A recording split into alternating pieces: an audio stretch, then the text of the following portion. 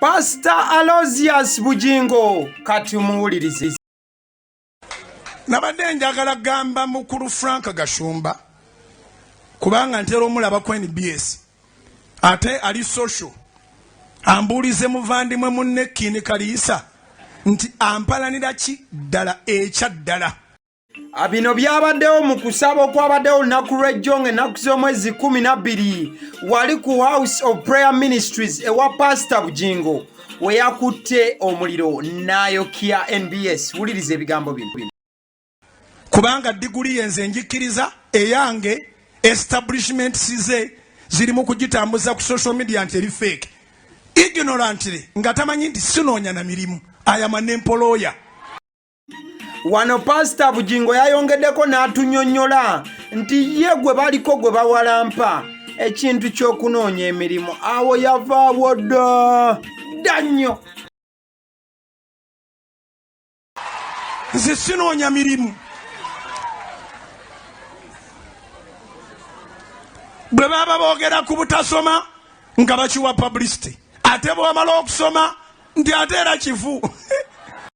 Wano Pastor Bugingo yayongedde n'annyonnyola ku nsonga z'okuba nti yawasa n'agamba nti bamulinnyiridde nnyo oluvannyuma lw'okuba nti yawasa era n'ekyokuwasa bamutambulirako ne bakiremerako nnyo. Bw'owasa nti okoze bubi ate ng'omuwendo gw'abakazi babwe tegubalika.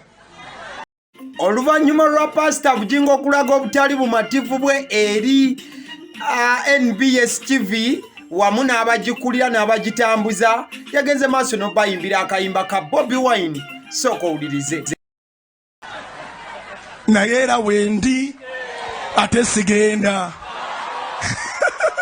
kubira Yesu engalo ez'amaanyi zikubire waggulu zinoge. Of course ababaddewo engalo twabadde tulina okugenda maaso n'okuba nti tuzikuba.